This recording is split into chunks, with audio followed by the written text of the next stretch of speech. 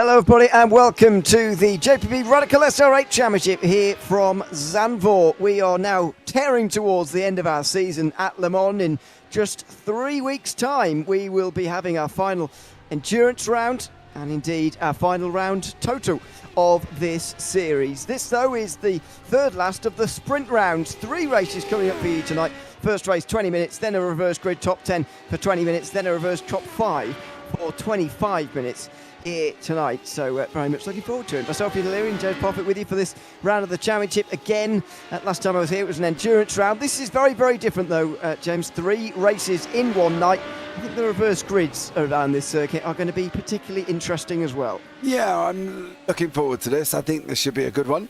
Not necessarily known at times for overtakes, right? We were here at the weekend with FTR and it seemed quite, I don't know, quite a struggle.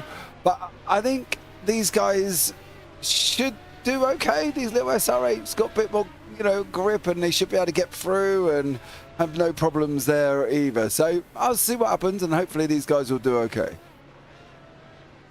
Yeah, let's hope so. We'll have a look at the points going into this round of the championship as well, because we are well over halfway now, getting towards the end of our season.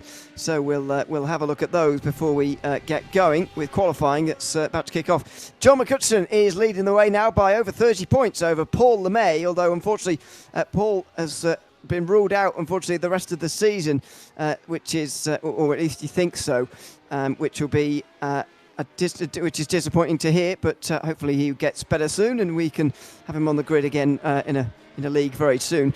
Paul LeMay, as I say, is 34 points ahead, but he's 9 ahead of Ewan, who's now third, just ahead of Luke Maxwell, with Jamie Bird just inside the top 5. Bit of a gap back to Mike Boothon, who's a bit on his own there in 6th place ahead of Paul Crabb. Stefan Mellis is next ahead of Eric Harmon and Graham Matthew, who are tied on points. And that rounds out the top 10. The rest below are on your screen. Lucas Vera, I think one of those drivers, also has unfortunately ruled himself out of the rest of the season as well, which is a shame for those guys. But we are just about to get into qualifying. In fact, the session has just moved forward now. And we will be getting that session underway now. 10 minutes as normal. And fastest time, obviously, is the pole time at the end of it all, as they make their way out of this pit lane, rather narrow pit lane, and out onto the circuit, looking to find a bit of free track space as well, because this circuit is not very long. In these cars, I'd imagine the lap time might well be under 1 minute and 30, but we'll wait and see on that front. But thankfully, there aren't too many of them to trip over each other, which is a good thing in qualifying, because it is a circuit where you very much can get a lot of traffic. Yeah, we've just had Michael LeMay join the session, which was good there as well. Good evening, Tom. Good evening, Paul. Get well soon, Mr. LeMay. I swear, this poor man. More injuries than an old timer in the wrestling ring. Bless his little cotton socks, the poor old Paul. But yeah, hopefully he'll get well soon and come back and join us back out on the race circuit once more. Of course, after his great time out last time at Zolder, he took the race number 1. He took the winning race number 2. Just thought the pendulum would swing, and he gets off the sofa and hurts himself. I don't know if that's shame right. To see. Hopefully not entirely accurate, but you get the point. You get the idea. It is a shame. We'll hope to see him back very soon in a league, either this league or another one, very soon. But for now, out of action by the looks of things. John McCutcheon also said earlier on in the day that he might not be able to make it tonight, but it looks like he has put his PC issues behind him, and he's connected to the server right now, so that's a good sign. Yeah, he got his PC going earlier. We had to put a new motherboard in. I think there was some dramatics going on somewhere with Paul. Might struggle, but PC's broke, and he won't get his new motherboard till tomorrow, but he found an old one, and lucky enough the old one fired up. He's that dedicated to get out on a racetrack that he put a motherboard that was 7 years old apparently, and yeah, so he's here, but he'll have to change it all again tomorrow because he's got a new one turning up. That'll be fun. Not many rounds to go. Who could stop the mighty Hutch? Well, that's the question, isn't it? Really, that's the question. to be blatantly honest.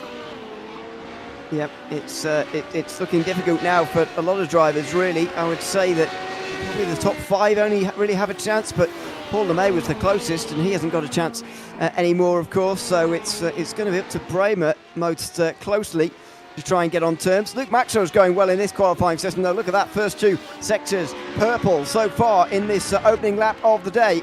As he now makes his way around the final couple of corners, Luke Maxwell is quite possibly going to be going to the top of the times and staying there as he now makes his way out of the final corner. McCutcheon near monster final sector to jump over this lap time.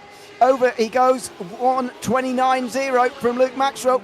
I reckon we're going to see some 28s here, but he's already 9 tenths ahead of John McCutcheon here. That is very impressive, and 8 tenths ahead of Ewan Prime, but what an opening lap time that is from Luke Maxwell. Yeah, he's done a great job there, to be blatantly honest, getting for the opening time as well.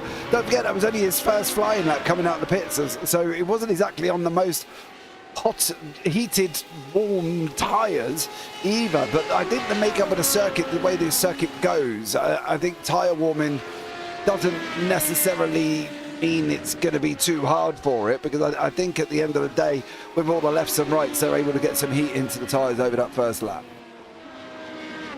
Yeah, it is quite a good circuit for tyre warm-up, and it doesn't look too cold either, based on the sunshine that is beating down on this circuit at the moment. As Maxwell takes a bit of a tight line, I'll be honest, in towards turn 10 there, but he'll get away with it. Now in towards the chicane. There are the conditions, by the way, 22 on the circuit, not too cool to be getting the tyres up to temperature. Maxwell now making his way out of turn 12 and could be making his way into the 28th for the first time this afternoon. What a fantastic time that would be if he could just manage that hit on the second time of asking. Out of the final corner comes Luke Maxwell, and this could be our first 28 of the afternoon. It certainly is. Oh goodness, Luke Maxwell's going quickly.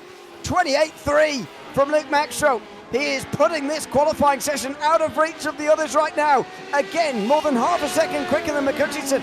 Ewan Bremer doesn't really improve very much at all. He's down to 4th, down to 5th, as Paul Crabb and Mike Booson go ahead of him. Yeah, lots of action taking place in qualifying, but Maxwell seems to be getting this well in there, cemented in. Melo de Graaf's gone over the line. Stephen Mellis is sitting in 9th place, just moved himself up to 7th.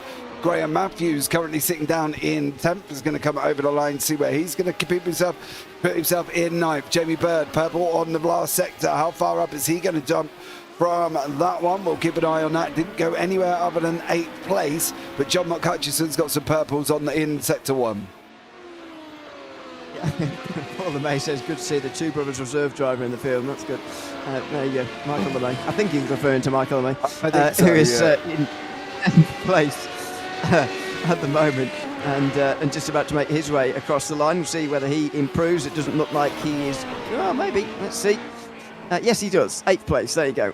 1 minute 30.0 from him. Maxwell and McCutcheon again trading purple lap times here. Although Maxwell might have just been a bit too slow in the first sector to really be doing anything on this lap. We'll watch his time at the bottom where we see John McCutcheon here making his way through the final corner. Needs to find more than half a second as Maxwell continues to pull away. Maybe that is quicker. Oh, it is. 28.0. Maxwell's going super quickly so far, and John McCutcheon has caught him up slightly. The gap's 3 tenths now, but Maxwell is untouchable so far. Yeah, 1:28.017 for Luke. What can you say? You literally are sitting there at the moment thinking Luke's possibly close to being a dead cert for the win here. But I can tell you what, I still think a lot can happen over these next 3 minutes. To be blatantly honest with you, 3.5 minutes. Especially when you've got the likes of Jamie Bird, who's capable on his day to get a nice decent lap time in on the board. He's gone over the line again, puts himself up 1:28.799. Luke's gone personal best in sector 1. John's gone purple overall in sector 2. So they're going to go one more time, these two. They are going to go again. McCutcheon, though, making strides first of all in the first sector. What about the second sector here for Luke Maxwell? He's not quicker than himself even. So he is going to be down and not quite out, but he's going to be struggling here. And coming up next, I think, will be their last lap in terms of time. They shouldn't have many chances for more now, as McCutcheon again, fastest through the second sector as well. This could be a pole time from John McCutcheon. He's been chasing Luke Maxwell all session long, but all of a sudden he's stringing together a couple of pole sectors here. Maxwell's barely got as quick. Oh, he has got a 27.9. What about McCutcheon? He's not going to go quick enough. Despite 2 purple sectors, he's not quite done it. No, that's a kick in the teeth for John, isn't it? Oh, by the way, you've just set a couple of purple sectors, mate, but you're still not on pole because Luke went quicker at the same time. Incredible driving from these two. Absolutely stunning. Paul Clark comes over the field, 129.776, puts himself in 10th. Michael LeMay out there in 9th. Stefan Mellis, Buson as well, not doing exceptionally well with Mike, but I can probably guarantee he's done no practice this week, and he's only just joined on this probably about 15 minutes ago, knowing him. We'll see how he goes as he gets up to speed. He's just behind Menno de Graaf at the moment, just over a second off of pole. Luke Maxwell's going quicker, personal best in the first sector for him, and McCutcheon couldn't react, couldn't respond with his first sector either. Maxwell yellow in the second sector. What about McCutcheon? Yellow as well. It looks like we're reaching a bit of a limit with these guys at the moment in terms of how quickly they can go. And maybe Maxwell has done enough now to hold on. We're into the 127s at the moment with Luke Maxwell. It's a fantastic lap time. I'd be surprised if he improves again, but it wouldn't be the strangest thing ever as he makes his way over the line now with a minute to go in qualifying. He's not going to improve, not quite. It's another 28.0. McCutcheon does maybe go a bit quicker. Yes, 28.1. So the gap just over 0.2 of a second. Bramer is still adrift in 4th place. Then Paul Crabb, he's not going to go over Bramer. There goes Buson over the line as well. He improves but doesn't improve position.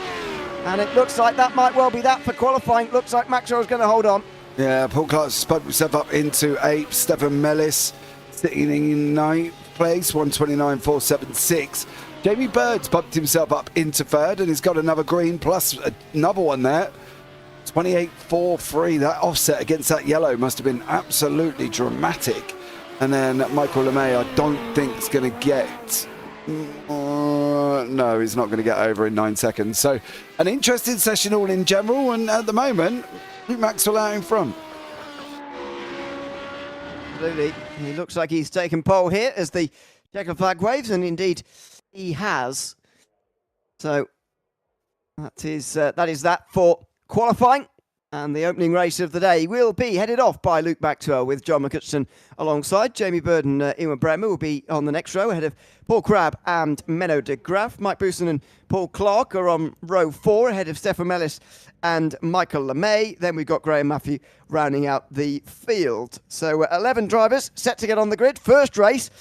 You don't want to be last because then you won't be benefiting from the reverse grid for race 2. Yeah, top 10 reverse for race number 2, of course. And we'll see who will be the odd one out. I suppose would be the easiest way to look at it from that one.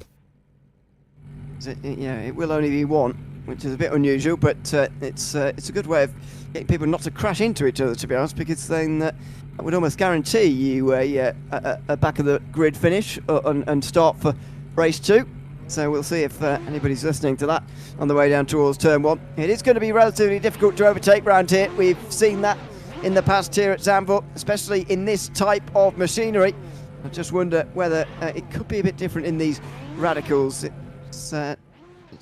remains to be seen as Buson, McCutcheon and Maxwell are taking their time getting on the grid. Maxwell now does so, taking his position on the front row, the left-hand side, which will give him the outside line for turn number 1, which will bend right the way round to the right in a hairpin shape.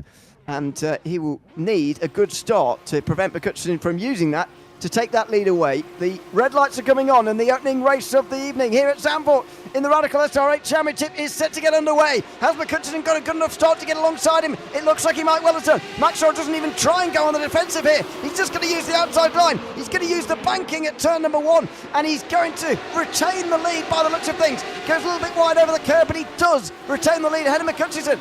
Then it's Jamie Bird who gets ahead of Ewan Bremer in towards turn 2. Then turn 3, on the banking they go. And the leaders, for the most part, have stayed where they were. Maxwell holds on from McCutcheon off the start. Yeah, I'm surprised a couple of people took that inside line of the bank in. It never really works. We didn't see it work over the weekend, and I don't think we're going to see it work here. It's just not fast enough at the moment. Great to see Bird, though, off the line and sat right in behind these guys. I think he could be a little bit of a dark horse. I'm going to put it out there now. Jamie Bird, a little bit of a dark horse because he is due a win, and I think he could be in here if he can stay with the guys up front. Use the draft, Mr. Bird, and hopefully not get himself in any dramatics. Everybody's gotten off to a clean start so far. Single file for this top 11. There's 11 driver field, and everyone will be pleased with that, I'd imagine, on the opening lap. This circuit certainly can bite very easily. McCutcheon goes slightly wide there, and Jamie Bird's going to be applying the pressure here on the way towards the final couple of corners. Misses the apex again there, McCutcheon. He could be in trouble down towards turn 1, but you need the exit here through the final corner, which is completely flat out. It's the exit through the penultimate corner you're really looking for. Has Jamie Bird quite got that? As he gets into the slipstream, McCutcheon's got slipstream of his own, and so Bird's not going to be able to get close enough, even at that distance. My goodness, he couldn't have a lunge down the inside. He couldn't get near him, could he? Couldn't get near him. That's the weirdest thing. And he went through that last corner about 3 tenths back, and that draft just wasn't strong enough to pull him in. But as you say, he was getting draft from Luke Maxwell out in front of him. So it could be very much liney at the moment if we don't see somebody do something dramatic. But Michael LeMay's looking like he might have a go. He was quite close to the back of Stefan Mellis here, in towards the long right-hander, the fast right-hander of turn 7. And then the slightly less long but equally fast turn 8 up in the apex, but not that surface curve on the inside line, otherwise you'll be in a bit of trouble. And then finally getting to the slower speed stuff, which is through the next few corners. It does all flow quite nicely, this circuit, even despite its changes in recent years. And Bramer also gets quite close to Jamie Bird at the moment, but we're very settled in here considering this is the end of lap 2. Everybody got single file pretty quickly, and they've stayed single file as well for the most part. Now it's about trying to work on a move, and that's not going to be easy based on what we've seen so far. No, it seems like this draft effect, this draft train is keeping everybody well within their limit. You know, even Mellis and LeMay are there. Well, Mellis is tucked up behind Clark. He might look at having a go if he can. Stefan Mellis down into turn 1. He does pull alongside. Clark gives him the room on the outside line. Clark breaks later. Mellis takes a lunge on the inside. Is he going to be able to get this done? Clark's alongside. It looks like they're still going to run side by side through the right-hander. Surely this is Mellis's corner. It is. He just missed him. He did just miss him. And Clark's on the inside now as well. Is this going to be able to get out? They're going to go 3 wide over through the hill. Oh, Michael LeMay almost pushed it 3 wide there as well. And we're only on lap 3. He tried to, but he knew that wasn't going to work. Clark there tried to slide up right in front of Mellis on the inside line, but through turn 3, you just don't want to be on the inside line, to be honest. And he had to back out of it there. So Mellis is up to 8th place ahead of Clark. Then it's Michael LeMay, and Graham Matthew will try and gain on them as a result, but he is 2 seconds behind as things stand, back in 11th place. So that's going to be quite difficult for him. Mellis again going slightly defensive, in towards turn 10. He goes wide as well. Clark will have a good chance here if he just straightens up and hits the power on the exit. Here comes LeMay in the background as Jamie Bird's off just up in front of these guys. Down at turn 11 and 12, you can see the gravel and the smoke. And Jamie Bird is sat there on the inside of turn 12.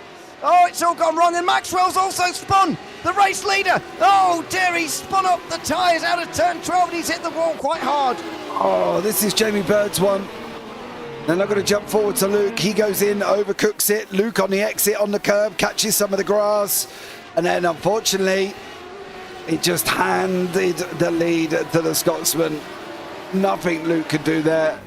I think he is broke. Yep, he is definitely not in a good place. Luke Maxwell is going to try and limp that back to the pits, get the fast repair and get back out again.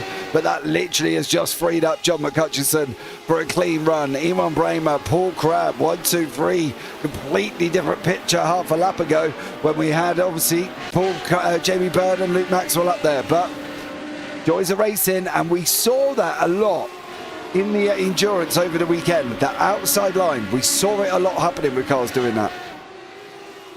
It's a really difficult circuit, I should say, especially when you're trying to get the power on. There's just no room for error around any of these corners, and Unfortunately for Luke Maxwell, he's come unstuck there. He's back down to 11th, and we talked about it before the race.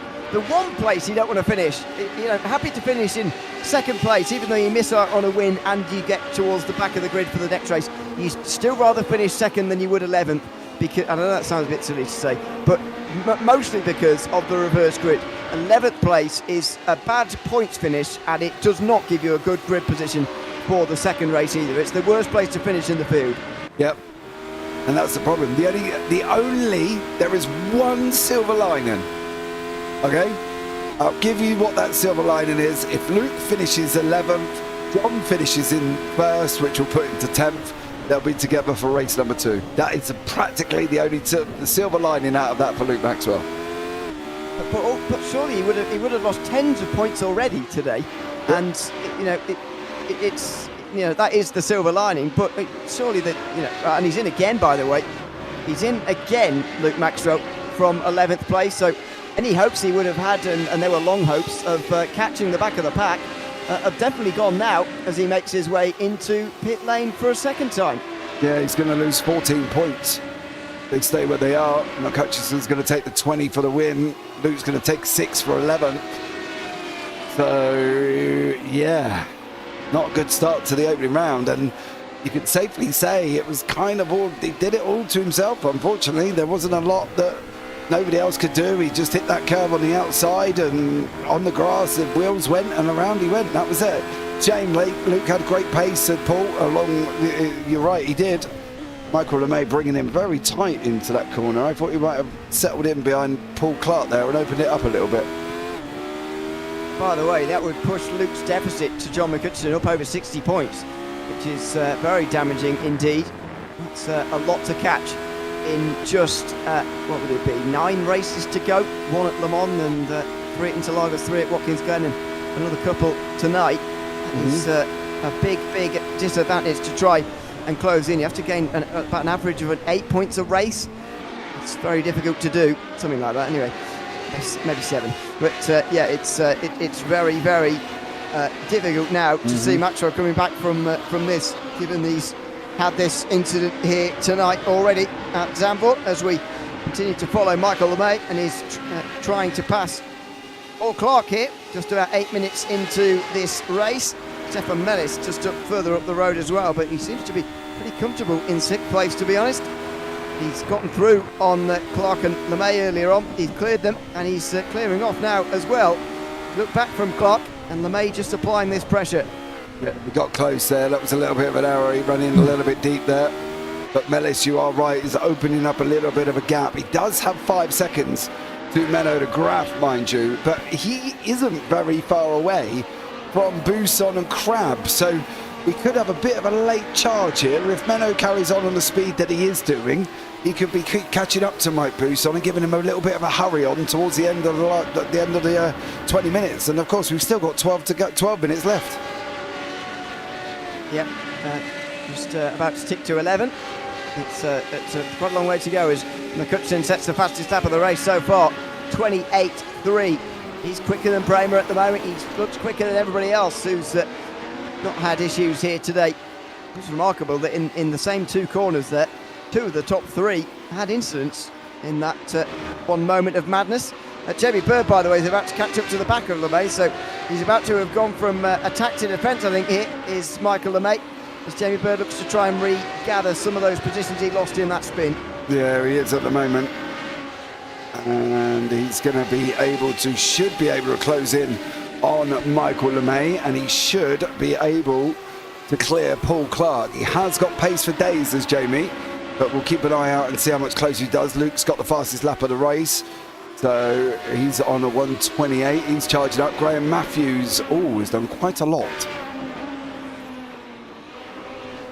Let's have it. Spinning towards turn 3, and he has hit the wall. Maybe there is hope yet for Maxwell. If Matthew has damage here, does he have damage? Yes. Yes. Oh, yes, he does. Oh, goodness me. There is hope yet for Luke Maxwell, and Graham Matthews gone back to pit lane. Maxwell is back into 10th. Yeah, so Maxwell will be on pole position, so that would be a good start for him coming into race number 2. Doesn't really need to go any further up than that. So for Luke, I'd probably just stay out there, take me points, and then sit in pole position for race number 2. Here we go. May sees the threat coming from Jamie Bird, and he's going to defend from him in towards turn 1. And that's too late on the brakes. Jamie Bird is going to duck down on the inside line. That's exactly where you want to be. He's on the inside for turn 2, is he? He's just got himself alongside, not quite.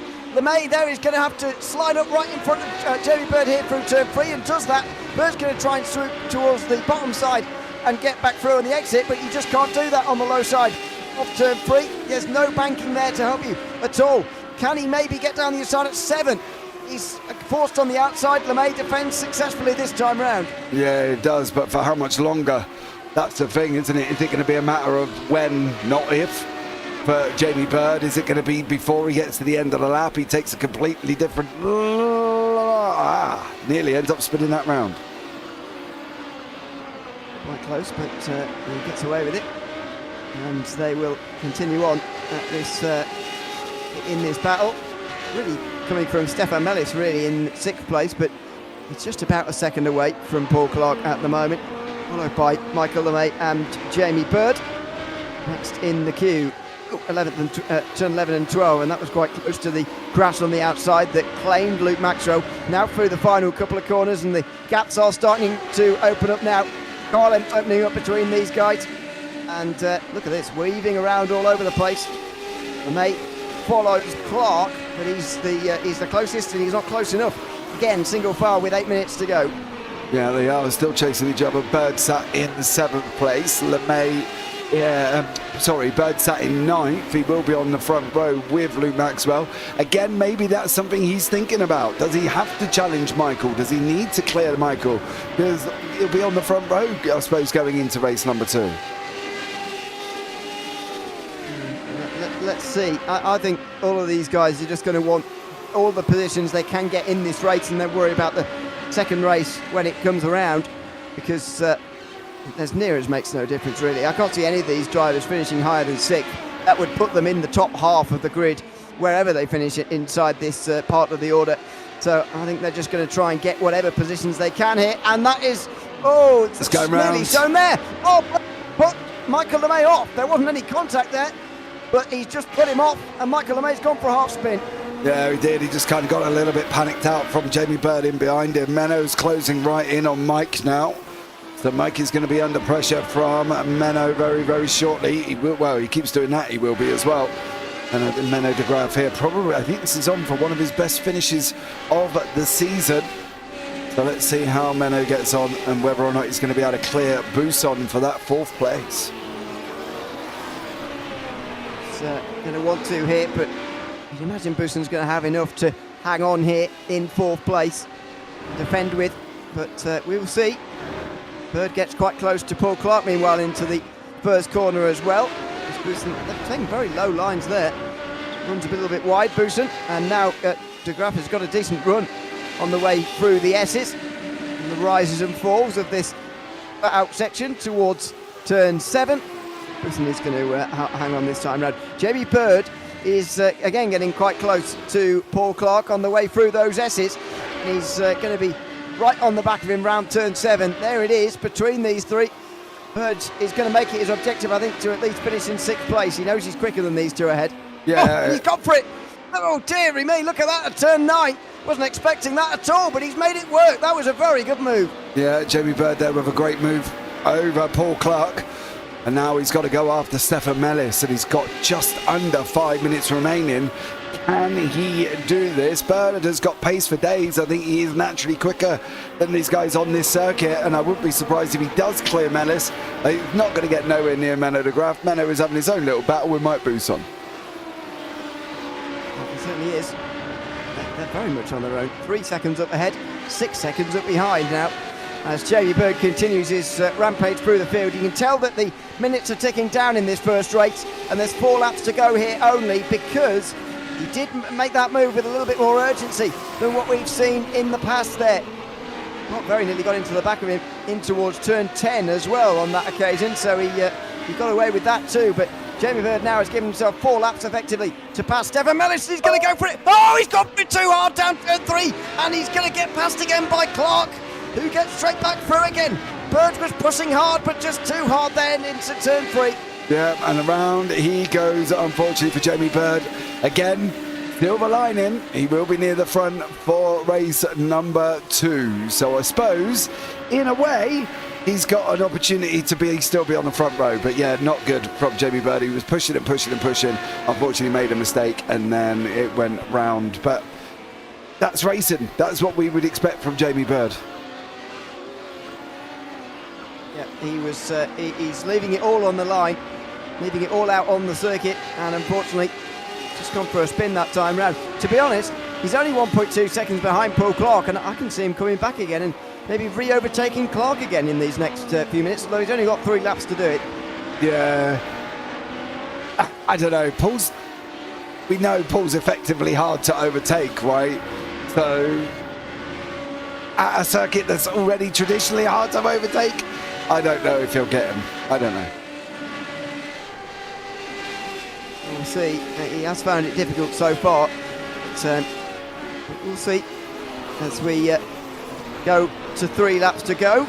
Boutsen versus De Graaf is again quite close. It's hard to know where to look at the moment, whether it's this battle for 6th place or the one for 4th between Boutsen and De Graaf, but De Graaf is getting closer here, very much so, to Mike Boutsen, and at the moment it's just looking for a way past. There's Boutsen going a little bit wide through turn 7. He'll get away with it, clips the apex nicely there at turn 8, nicer line. And De Graaf gets closer again, but from what we've seen so far, not seen any signs that De Graaf is about to make an overtake. No, he hasn't given us that aggression, that kind of anger in the car, where he's cheeking right and left and he's coming up behind him and he's doing all this, and it doesn't look like he's going to do that. But he's still got, what's he got, 2 more laps, so he might have a go. Sure, Menno is not going to be afraid to have a go. I think that's the thing. I think he could be setting Mike up, or he just might not be able to get near him. That's the question. Yeah, so far hasn't really been that near him. As Ewan Bremer sets a new personal best. He's still over 3 seconds behind John McCutcheon, though, who looks to extend his lead again in the championship. Down into turn 1 goes De Graaf and Boutsen.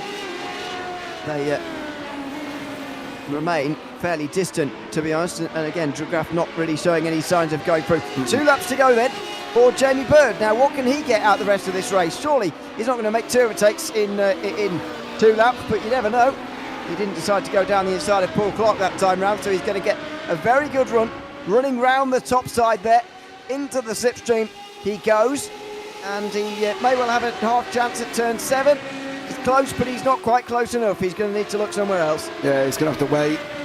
He is going to have to wait for Jamie Bird. Clark faked a defence, went back on the racing line. Bird tucked in right behind, through the right-hander.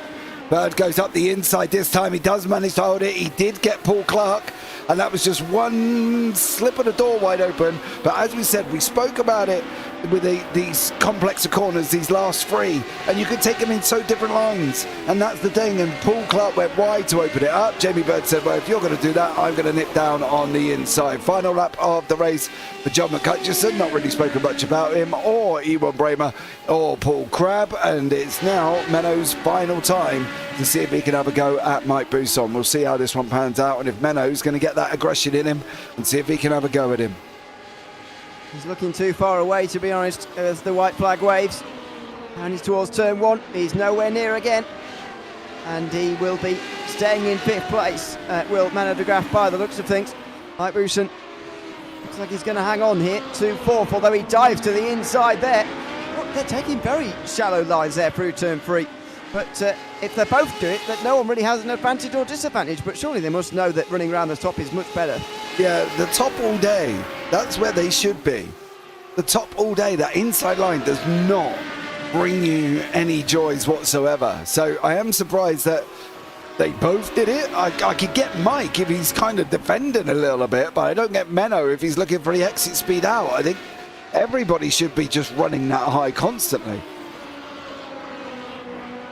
Yeah, I don't know why they're not really. But there you go. Meanwhile, John McCutcheon is making his way into the penultimate corner for the final time. The 20 minutes has elapsed for the first race of the day.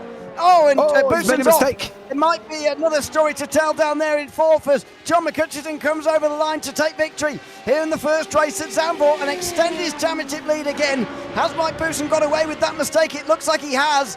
And Jamie Bird, meanwhile, has got through, and Stefan Mellis, a great overtake right at the very end, has gotten him into sixth place.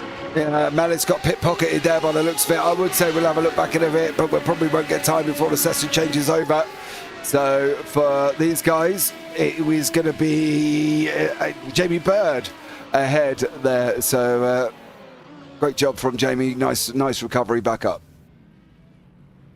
Just about gets back to sixth place, although he'll be disappointed he didn't get on the podium, as will this man, Luke Maxwell, who was leading the race earlier on. He'll be hoping that race 2 is a little bit easier for him and a little bit cleaner as well. It was a completely self-induced, unforced error, I'm afraid to say, for Luke Maxwell first time round. And unfortunately, that has put him way down. The main race will be beginning very... It says main there. It's not a main, it's the second one.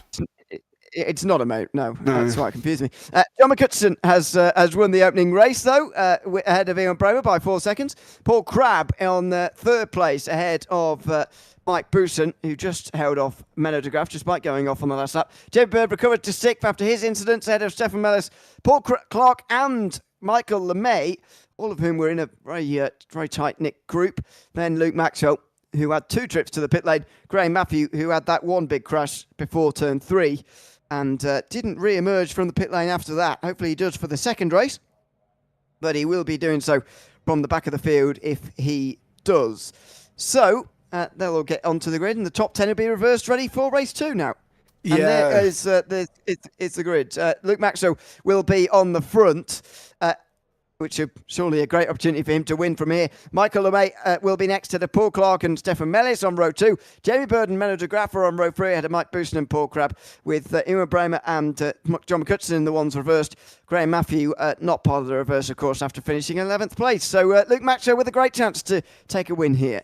Yeah, he is in prime position now. He will break. He will get away. No offence when I say this to everybody in that line behind him, right up until probably Paul Crabb, Bramer and McCutcheon. Luke is quicker, without a shadow of a doubt. I don't think anybody's going to get deeply offended by me saying that. He is. So if he gets a good start, keeps it clean, stays off the grass, he will win and dominate this by a country mile. That's the ideal scenario for Luke Maxwell. Good evening, Harry, as well. Good evening. He said, hello, JP. So, hi, mate. How are you? It is good to have everyone tuned in here this evening. Is this a longer gridding period, by the way? I've not done one of these yes. sprint races before. It must be, yeah. Yeah, they get 5 minutes, I was basically. wondering we were looking at the grid, and nobody was on it. But it is. It's all by myself. All by myself, Michael LeMay. You know what I mean? He's all by himself at the moment. Yeah, he is, isn't he, at the moment? I know in other games I used to play, by the way, and he's gone now. In other games I used to play, if you used to grid up too early and sit on the grid for ages, your tyres used to go really cold. So you had to obviously wait for the last moment with everybody else to get onto the grid. I presume that doesn't happen in iRacing, but it might do, because at the moment, Michael LeMay has also gone straight back to the grid and or the pit lane, and there they go. They are completely not going on the grid just for the moment. Yep. They all will be very shortly. They've got a couple of minutes. So there we go. I can't believe you've just said that some will take great offence. Well, I have to, put a disclaimer out there, Harry. Like if we mention a supermarket, we have to say other supermarkets are available. If he's gone for a 2-for-1 special at Asda's, we have to say that Lidl's and Morrison's and Aldi and whatever the local one is, Spar and all that is available. Is it part of a broadcast disclaimer, Harry? We've got to keep it professional on the JPB YouTube channel. We're not paid to advertise any supermarkets. No, that's what I mean. I know. Wouldn't make a lot of sense, because I can't imagine all of our viewers are from the UK. No. Some of them might have Walmart. So there you go. Is it Walmart? I think that's one of them. That's the American version, isn't it? American version of Asda. Well, I'm not sure they're like related companies, but they might be. I don't know. I'm going to find out now. I'm going to Google they're it. from different countries. I just thought all the supermarkets in different countries were just called different because they're different companies, but I could be wrong. We'll soon find out, I'm sure. Who belongs to which? Meanwhile, Luke Maxwell is the only one who's not on the grid just yet, ready to go for race 2. So we will be underway very shortly. Walmart does own Asda. You're right. Isa Brothers and TDR Capital. There you go. There we go. Anyway, we're not advertised by any of them or sponsored. So let's carry on. The grid is set by the looks of things, but the lights aren't quite coming on just yet. They will do at the end. They have to wait. Oh, right, okay. Sorry. Fair enough. What is bad? They wanted an extended gridding period, so I have to extend it manually, and then they have to wait for the timer to finish. I can't help that. I can't do too much from up here in the booth, and I haven't got any admins in the session, so they have to wait for me. So they have to sit there. They wanted an extended gridding period. They didn't just want 2 minutes, 1 into 1. They would say, "Can we get 5 minutes?" I was like, "Yes, I'll extend it for you." And that's how we ended up. There we go. And now we're ready in time for race 2 here at Zandvoort. The lights go out and it's a great start from Luke Maxwell, who's going to have a big lead towards turn 1. Look at Mike Poussin in the background and Jamie Bird as well, who are both looking down the inside and towards the first corner. It's a bit of a squeeze, but they all make it through quite cleanly. John McCutcheon on the outside line already up to 6th place. What a great start from him. He's already ahead of Bramer and Poussin, who make contact. Oh, and Bramer very nearly spins. Paul Crabb has gone off in the background as it's side by side between Bird and Clark, meanwhile, for 3rd place. Coming off of turn 3, Bird has got that position just ahead of Clark, and then it's Stefan Mellis who's trying to come past him as well, and John McCutcheon's going to try and follow through, but he breaks before turn 7 and they get single file finally. McCutcheon though makes 4 places in 1 sector. Yeah, and he was lucky. He had a bump on the start there, and he was lucky that Crabb bumped into him on the start running down to turn number 1, so he did survive. Again, he goes up the inside of Paul Clark. Clark's going to come back and do the same thing with him. Is he going to be able to go in a little bit deeper? He's not, but Hutchinson up into 5th. So there we go. Bousson had a little bit of a moment. He sent Paul Crabb off into the shadow realm. Oh, Paul Crabb straight on and into the wall. It's only top 5 reverse, by the way, for race 2. So race 3, I should say. So watch out for that. Crabb didn't make any contact with anyone there, but I thought him and Bousson. Yeah, I thought him and Bousson had a bit of a moment, but clearly not. Bird tucked in behind Michael LeMay. Luke Maxwell nearly 1.5 seconds time. Julian Crassis, it's Zandvoort time again. Yes, after we saw it for 4 hours over the weekend there. And a great job by them guys at WBM took the win in the GT4. We did, yeah. Side by side, Paul second. Oh, that's close. Bird versus LeMay in towards turn 2. LeMay on the inside line. Breaks late, drive in front of Bird. That's exactly what you've got to do if you want to go on the defensive there. Break late, get in front of the driver who's on the outside line. Otherwise, you'll never stay ahead. Here comes Bird, though, down the hill through the sweepers towards turn 7. He's going to have a look at the inside here, but he's not going to manage it. Meanwhile, behind, Mellis versus McCutcheon continues as Clark has been shoveled down the order back to 8th place. John McCutcheon already inside the top 5. He's going to be in the reverse grid again here. Yeah, he's chasing Mellis. And Mellis is pushing too hard. And unfortunately for Stefan Mellis, around he goes. But Michael LeMay, he was filthy going up through there, wasn't he? He just slid it straight up. No holding the steering, nothing. I'm going to open it up there as well. So, yeah, Michael LeMay getting a little bit dirty in race number 2, you bully. Mellis versus De Graaf was side by side and towards turn 11 there as well. They stay single file though on the exit, and De Graaf is going to be under pressure from Bramer. He's not had as good of a start to this race as John McCutcheon has, for example. These guys fighting over what will be the pole position for race 3. So they're all in line, and here goes Bird. A lot going on here to start on this race. Here goes Bird down the inside, and he will be through. That's a bit easier this time round. He's up to 2nd. Hopefully he can keep it this time. It's all gone on. Mellis has gone off there as he was battling away with De Graaf. And Bramer, what has gone on here? I think Bramer was trying to pass De Graaf, who might have gone straight into Mellis here. Let's have a look. He moved in the braking zone. Yeah, he was bowling. Bramer got into the back of De Graaf, who got straight into Mellis. Oh, Menno. He moves. Watch. Comes over, that's fine. No, that's not fine. Oh, Menno. And poor old Mellis just sat there minding his own business. I'm sure that car fell apart. Menno sat there minding his own business and off. Oh, there goes Ewan Bramer. Oh, poor Clark. Oh, big crash for Clark and Bramer. Bramer goes for a spin. They both lost their front end. Somehow Menno de Graaf's got his front end back again. Not sure how. But anyway, he's seemingly undamaged. Bramer, unforced error on home soil. He's been hit by Clark, who went properly into the air hit. He just, have a look at this. He couldn't avoid Clark and bang. He uses the front of his car as a ramp and he goes straight up into the air. Unfortunately, they both dropped down the field. Look at this. It's a graveyard back here. As there's a lot of damaged cars, I'm afraid, outside the top 5. Yeah, Clark's got no nose cone. Bramer's got no nose cone. Menno's nose somehow has gone back on, not quite sure. Bramer's going in pit lane. Paul Crabb's trying to recover. Clark's now got Menno coming at him. This shouldn't be too hard for Menno. I don't know if Clark's aware that his feet is sticking out the back of his SR8. All at the same time, Luke Maxwell has pulled off down front. Jamie Bird's opened up a gap, but he has got John McCutcheon. John's cleared Michael LeMay. It looked like he had a little bit of an easier time with Michael than Jamie Bird did, of course, but big props to Michael for getting his elbows out there. He had an absolute barner, and John just goes up the inside, so makes it nice and easy. So yeah, it was all got off. It's a little bit dramatic. It was all a bit dramatic there, but all good fun. And remarkably, would you believe this, by the way, the top 3 are the same now than they were on the opening laps of race 1 as well. Just in a slightly different order, with Maxwell leading Bird and McCutcheon instead of leading McCutcheon and Bird. But even so, just 5.5 minutes into this race, despite what all 3 of those drivers have been through here so far tonight, they're in the same positions as they were at the beginning of race 1. Yeah, big shout out to Graham Matthew. He's just toodled along. He literally, at one point, there was a great shot of him coming through one of the collisions, and it was like a learner driver on a Sunday drive. He just kind of went, ooh, thank you, boys, and off he went again.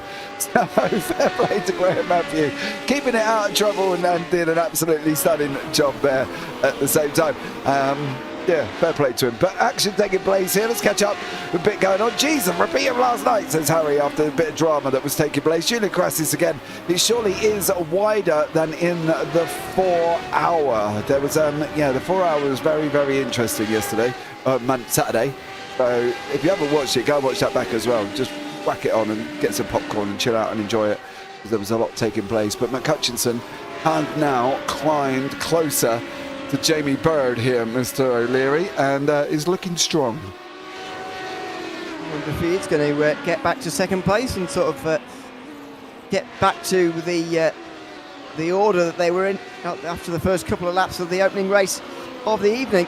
Certainly the closest battle on the circuit right now, and Michael LeMay still doing a good job to hold on to 4th place. If he could hold on to a top 5 here, benefit from a reverse grid again for a second time, and he'll be absolutely laughing here tonight as Bird going in towards turn 11, just ahead of John McCutcheon, who's really applying the pressure here. To be honest, when they were both running out the front in race 1, I didn't think that there was much of a difference between the two of them in terms of speed, but actually, now that they're round like this, it does look like McCutcheon's a lot quicker. Yeah, he does. He's closed right into Jamie, and Jamie's now got to just... He needs to be keeping it on the racetrack. He needs to bury every breaking point. He needs to make sure that he's being clean with it. But Luke's sitting there going, Jamie, hold him up. Like, he's holding him up, keep him there as long as possible. So that's what they... Yeah. You know, the interesting thing, Jamie needs to do that. But that's a completely different line to what we saw over the weekend. It is a bit. And it looks random compared to the GT cars that we saw over the weekend. It is really weird, and it's also very different to any other cars in else that I've seen through that corner. Yeah, it's bizarre. I can't really explain it just for the moment. It's very, very weird. Yeah, it's not normal.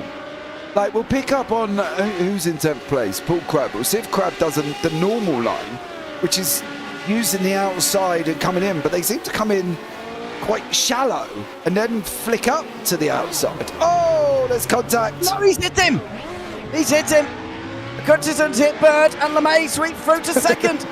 Jamie Bird will reassume his podium place, but that is going to have delayed them both quite significantly now. Mike Poussin's the one who's closed in behind, and that was clumsy. John McHutchison with a rare error there in towards turn 12. He was deep on the brakes and just got straight into the back of him there. Yeah, and then he pulled over and let him through. I do love the fact that Michael LeMay didn't even wait. LeMay was like, nope, taking second place, see you later. And he didn't even wait for it all to recover back to normal. He just went on his bike and that was it. So Michael's sitting in second at the moment. Great job from him. Bird and McHutchison, Buson in behind that. So whether or not Mike's going to get a turn of speed, now he can see these guys and hopefully start trying to get onto the back of it there. But yeah, Buson going to need to try and get on and get moving. The guys with not, well, Paul Crab's car, you can see, is not looking pretty, but I do want to try and see that run through that corner. It just doesn't look normal. Not really. Meadows got through pretty easily there on Clark, so not much too much to say about that. Here he goes in towards turn 3. See, they go quite shallower and then come out. I don't. Hitting the apex there. Yeah. A bit confused. The line works well for the SR10, but not so good for the SR8. The high line, that is. So that might be where the problem lies. It might not be working for them, but yeah, I don't know. Yeah, very bizarre. But I haven't seen a car do that line for a very long time in this configuration of Zandvoort, to be honest. But there you go. Through the final corner they go, and Jamie Bird again on the defensive here from John McHutchison, who's going to be slightly fearful, getting close to the rear end of Bird for fear of doing what he did before again. Poussin as well setting a personal best, but these two might well both be focused on getting both of them back on the podium again here, because Michael LeMay is just up in front of them, and he's being caught as well by Jamie Bird. But he had a good old defence last time around, didn't he? And so Bird just got really slow coming out of that. How McHutchison just got that alongside. That is just sheer opportunist moment, that is. Bird made a mistake coming out on the exit, and John was just like, I'm having it. And off he went, straight through. Well done, John McHutchison. That was a stunning pass, really was. Yeah. Out at the corner, just better on the power, more speed down the hill, and through onto the podium places for John McHutchison. He is really taking control of this championship now. With will ease almost. He's got a very, very big lead over the others, and again he's ahead of Bramer, who for the second round in a row is having trouble. That's a lock-up from Bird, and that is not going to help at all. John McHutchison then he's going to set his sights on Michael LeMay. He's got more than 8 minutes to go and make this move. Yeah, I reckon Michael's going to put a defence in. Michael's son. He's only joined this week, so he probably won't, because he don't want to get involved in the championship. The people who join late, they never really do. But I still think Michael should have a good old go. Get your elbows out. Not sure he will either. No, it's disappointingly, but yeah, I know. But yeah, that's the way it will be, unfortunately. As McHutchison closes in on Michael LeMay here. Got the hill round turn 2. Now he's locking up there a little bit. LeMay. Just look at their line there, just tipping a little bit lower, using the slope, but also not quite staying right up towards the top right to the very end, as Poussin here was 5th. So he done in towards turn 1. He's broken. Go around. It's on the it's on the exit where he's just put up the rear tyres, and he's had to correct it. Well, he's still at least in the top 5 for now, ahead of Graham Matthew, who's got Menno de Graaf just behind him as well. Yeah. The Poussin's going to have to try and start, let's say, he manages to hold on to the blades partly due to the gap that he had. Hutchinson pulling out, ready to go and have a go at LeMay. Is he going to be able to get through? LeMay's got to make it through here, through the left-hander. Now dipping it down into the right. This is, of course, the site of the Bird McHutchison situation. That's how Michael LeMay ended up there. Menno and Graham Matthews. Matthews just got that all wrong. Menno should get him on the exit. Oh, he doesn't. No. Yeah, he didn't quite get his line right there, Menno, as he was trying to get round Graham Matthew. As meanwhile, McCutcheon gets close to LeMay in towards turn 1. He's on the inside line, and Michael LeMay's not going to fight that one too hard. Jamie Bird wants to go following through though, and if he wants to finish ahead of McCutcheon, then he's going to have to follow through here. LeMay pulls alongside briefly, but not for too long. Now Bird will try and come through on the inside line. Watch him try and get down here. No, he's not going to quite just for the moment. He's going to wait for later. He needs a better opportunity than that to try and pass Michael LeMay. Yeah, he does, but he didn't quite get the line either, so unfortunately he didn't allow him close up. Michael's really it's really weird, because it seems to me that he's really defended from Jamie Bird, and then I didn't think he really defended from John, so I don't know, maybe I'm looking at it differently, but then again he goes over and Bird has just got through on it. Matthews has lost that place to Menno. I don't think it was down, yeah, it was down into turn 1 where he got that done. I was going to say, I thought it might have been through 3, but no, he got it done before then. Menno goes through on Graham Matthews, but Bird now setting his sights, trying to get onto the back of John McCutcheon. Michael LeMay trying to hold on to the two of them. Yeah, and I imagine the main objective for him is to just finish on the front row of, or start on the front row, I should say, of the next race, which he'll manage if he holds on to 4th place ahead of Mike Bousson, who will look to hold on to the pole position for the next race as well. Graham Matthew has been overtaken now by Bernard de Graaf for 6th place, so those two have reversed, but I'm not sure de Graaf is going to be able to catch and pass Bousson in the remaining 5 minutes. We may well have the top 5 who will be reversed for race 2, and there's no surprises as well. Who's the leader of those 5 at the moment? Luke Maxwell has led from lights to flag here pretty much in this second race. Yeah, he's done a great job, to be blatantly honest with you. We knew he would, and I said he would right at the beginning. If he got away, if he kept it on track, he would win by a country mile, and that's what he's done.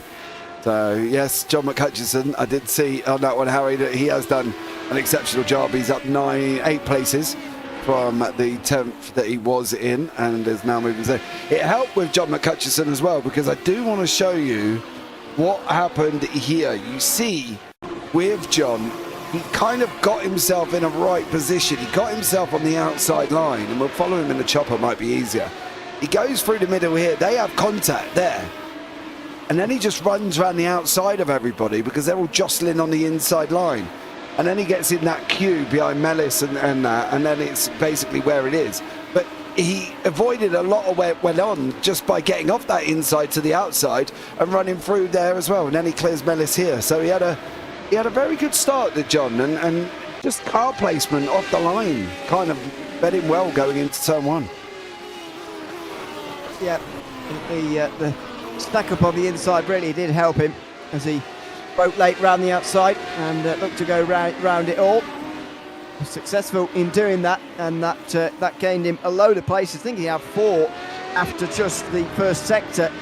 Now he's gained 8, and unfortunately for him he'll be demoted another couple of places for the start of the next race, but nevertheless he'll be looking to move back through again and try and maybe take his second race win of the evening in that 3rd and final race, which is 25 minutes, by the way, just slightly longer for race 3. The top 5 reversed that time around. As Graham Matthew there gets to try and hang on to Manager Graf. A great job from him to hold on to 7th place, considering he started in 11th place. But it's fair to say a lot of those behind have had problems, including Mellis and Clark, who are now nose to tail for 8th. Yeah, I think it was this incident here. Watch Graham come through. He just all of a sudden looks like he's just poodling through this, and it kind of creases me up a little bit there as well. He goes up over the line, then watch. There he goes, and off he goes on his bike as well for Graham Matthew. It was very cautious. We normally see people, and we've seen it in plenty of series, where they go hurtling into the corner, ignore the yellow flag, and boom, we've got a pile up everywhere. But Graham did a great job on the brakes, made sure he got through that traffic amazingly, so fair play to him on that one. It's the right way to do it when you see an accident right up in front of you. It's the right way to do it. Paul Clark has got away with his damage, to be honest. Not really sure how. It looks ridiculous, but anyway. He's actually repassed Stefan Mellis here for 8th place, and that's a fantastic job from Paul Clark. if he can hang on now to 8th place, maybe it will be a quite remarkable drive considering he doesn't have a front end. Yeah, we're on the nose apparently. You can tell. No, not that you can tell, but there we go. Look at his feet sticking out. It does crease me up when you see the feet like that coming out the front end. Good job though. On the defensive again there from Mellis, and he's lost it, and Mellis there very nearly hit him. He didn't really have anywhere to go, and Clark just about hung on there. Mellis just about avoided him. That was close to another accident for these two. Yeah, they nearly had another coming together, which would have been quite scary. But yeah, they managed to avoid it there. Clark just going in a little bit too hot. And going round, Luke starting the final lap of the race. Certainly is, with about 45 seconds to go. He will get the white flag, and there it is. Oh, a new fastest lap as well. 127.9 for Luke Maxwell. That's right around where he was in qualifying. But John McCutcheon's managed to get there now as well. It is interesting in these cars how when the fuel comes down, these cars just get quicker and quicker, and McCutcheon is basically matching Maxwell. If these two stay together through race 3, we could have quite the race. Yeah, we're going to have quite a battle as well. We're going to have 5th and 4th right next to each other. I've got to be honest, Luke has looked a little bit quicker. So I'm going to play this one very carefully, but I think Luke has looked a little bit quicker. Just saying. I think it's difficult to say, really. It's quite close between the two. I think if they get together here in race 3, they might well stay together and battle right the way to the very end. We'll see on that, but it's not looking like there's too much between the two of them. On this final lap, he has actually caught up a little bit, McCutcheon, but it doesn't really matter. He started over 9 seconds behind. Luke Maxwell's making his way into the final couple of corners right now, and he's going to take a lights to flag victory. It was disappointment in race 1 for Luke, but he's bounced back here in the best way possible by taking the second race here at Zandvoort. A dominant victory for Luke Maxwell, who wins race 2 of the SR8 Championship here in round 7. And he will start from 5th place in the final race of the evening to try and take 2 in 3 and bounce back from the disappointment of the opening race of the night. Yeah. But now this is the battle that we want. We're going to have. We've had the little warm-up, race 1, Luke made a mistake.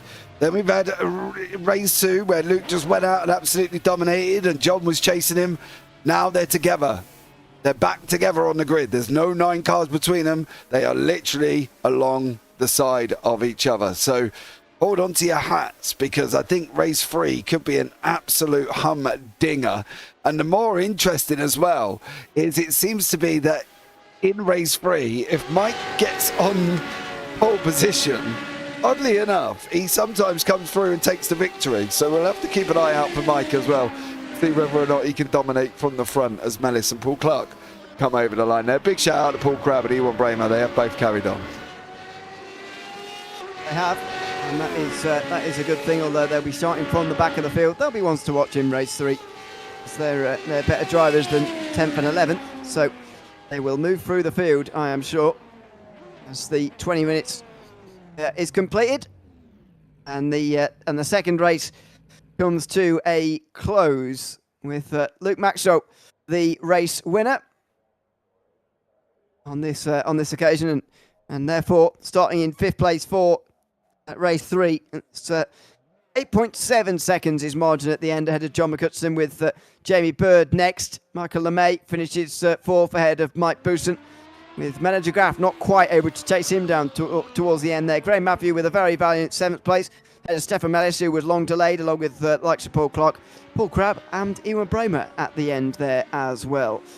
So the smallest of the reverse grids to come next up, just 5 of them reversed, and I suspect the front of the field might look a little bit similar to what we had in race 2 as well. Yeah, we did reverse it 5. Harry, answer to your questions. Do a NASCAR starters in, pole starters at the back. They don't. We set it to that. So we can reverse the grid by 3 places. We can reverse it by 10. So we make a decision at the beginning of the season that race 1 will be a top 10 reverse, so the leader will go to the back. And then race 2 will be a second. So it's not set by them. We can set it to however we want. Some people do full reverse. We did one over the weekend and we had a 15 full reverse. So, you know, it's choices. really, Harry, to be honest with you. Just makes it more exciting, I think. I quite like the idea of 2 reverses in a day, because it does make it interesting. And the 3 race format as well. Actually, we don't see 3 races on one night very often either. But that's exactly what we've got here tonight as well. Just 20, 20 and 25 minutes. So plenty of racing, and as I say, not a format you don't see very often. No, we changed it from last season. So we went a little bit longer enforcing a pit stop, and then we broke it up, and then this format became popular with the drivers, so they wanted to do this format for this season. So this is what we've tried. Whether or not it will stay for next season, well, I'll bang heads with John McCutcheon and see what we can come up with for next season here. But yeah, I think it works. It's the drivers seem to like it, and they get a break in the middle rather than sitting in a seat for 40 minutes or 45 minutes, whichever it was, I think, last season. Oh, it's not that long, is it, really? Hey, listen, when you're my age, sitting in a chair at any point trying to concentrate on driving is hard. Are you doing an endurance race? A bit longer? Yeah, I've done an endurance race as well, but I'm just saying that I think you do with a break. Like, I'm really bad. Right, I go off thinking about what I'm going to do for shopping, or generally what work I've got to do, or what needs to be done. You know, and I go off in my own little world, and then I make a mistake, and then before I know it, I've come round and I'm in the barrier. So, you know, I think 20-20-20 works, 20-20-25 works. Yeah, it's different, of course, to the endurance format, which we've got for the final round of the season. That's a 160-minute race, which should be good from Le Mans. The slipstreaming round there is going to make things very interesting indeed. Hope we do get a good race, because I've got to say I enjoyed the first endurance at Circuit of the Americas for round 5. That was a good round of the championship. But yeah, another hour-long race to come for the finale at Le Mans, which should be a good one as well. Even though hour sounds like a long time, it does go by very quickly, as we found out 2 weeks ago. Yeah, it definitely does. So I don't think it doesn't sort of drag. When you say an hour, everybody's like, oh, it doesn't really drag that long. Is a season a year like this series was created last year?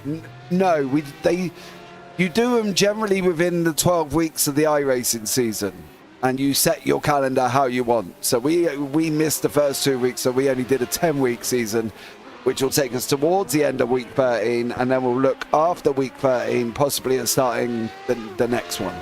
So it varies, Harry. Some people we've got people in the leagues that run for 6 weeks.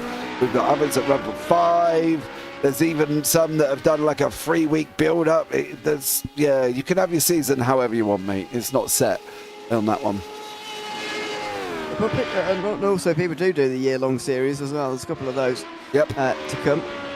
But another thing is quite nice, but does drag it out, and especially by October, November, December, people do get quite fatigued of the league sometimes when you have a long, drawn-out year like that. So, especially if you race very often. So, as Paul Crab just donks the wall there.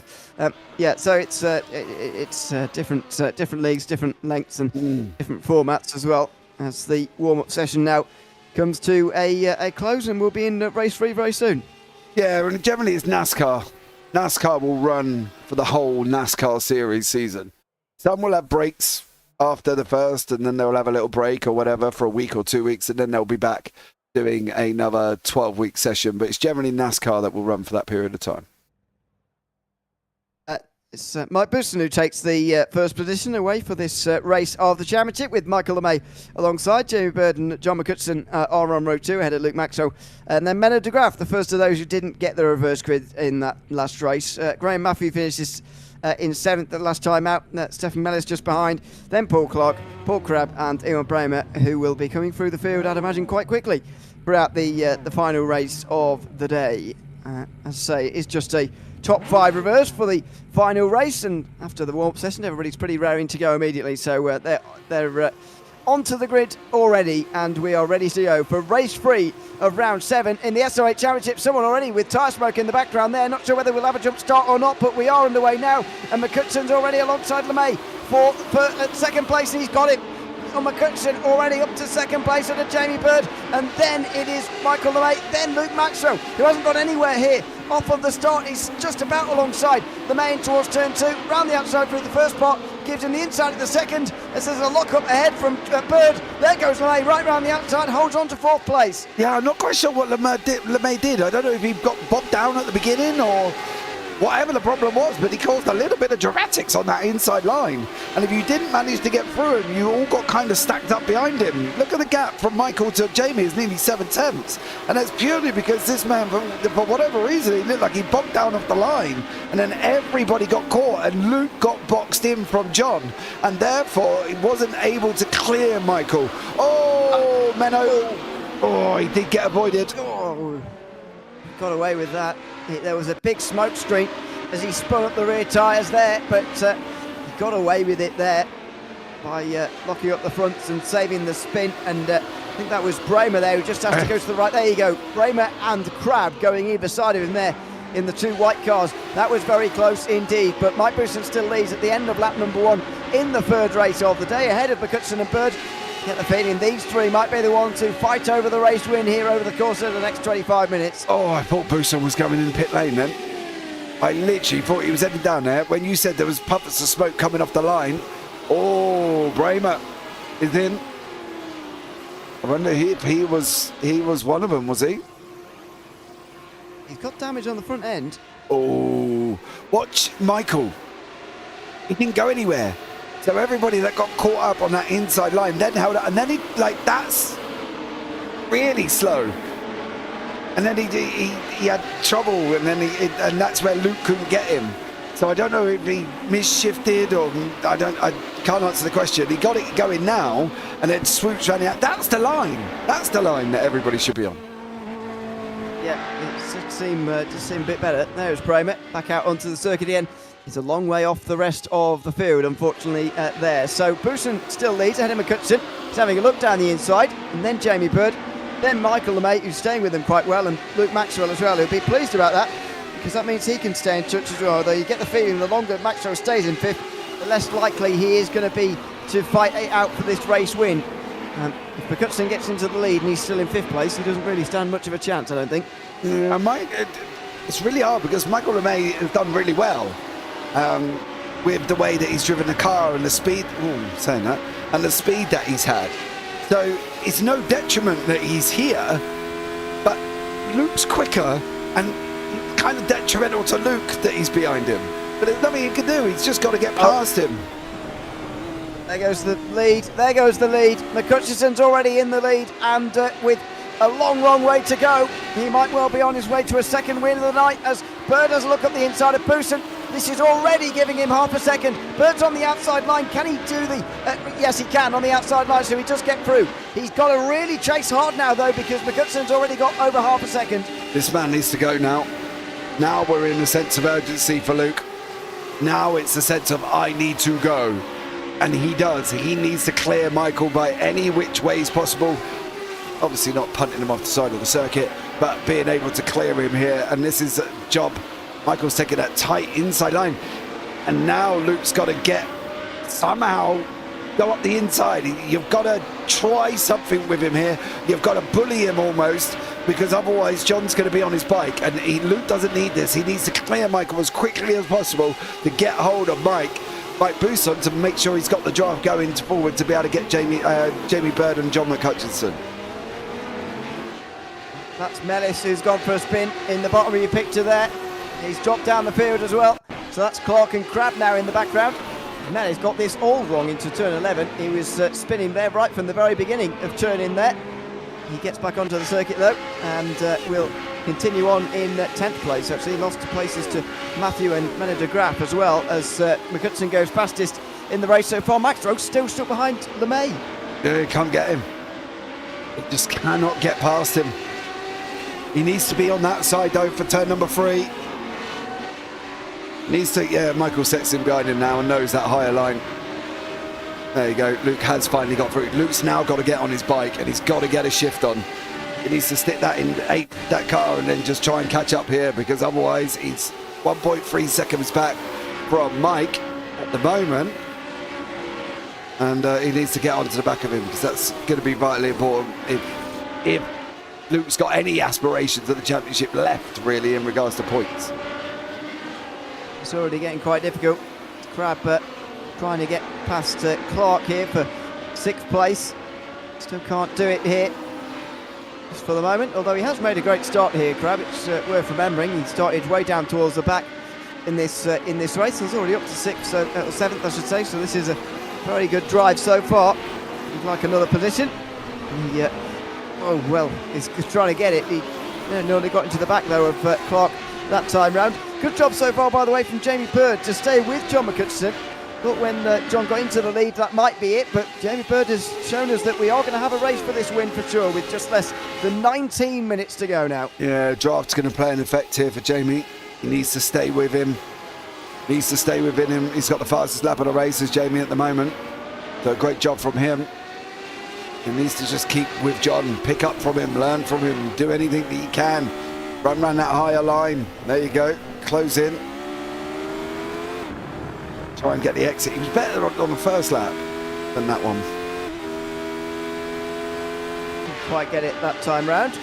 Difficult to get right every time, of course, that corner. It's very difficult. As behind, Bruson is being caught by Luke Maxrow, who is up to 4th place ahead of Michael LeMay. But has the damage already been done for the race 2 winner? He is already nearly 2 seconds behind John McCutcheon, and with every lap that he's not able to pass Bruson and LeMay earlier, the less time he's had to go and catch back up to McCutcheon, as well as the fact he's losing more time. So this is just getting a more difficult equation now for Luke Maxrow. Yeah. He's now just got to close. He's just got to put quali laps in every single lap. He's got to quali. We need to see the 28s. We need to see them regularly. We need to get lower than that. But because he knows what his job is and he knows how he needs to play this now.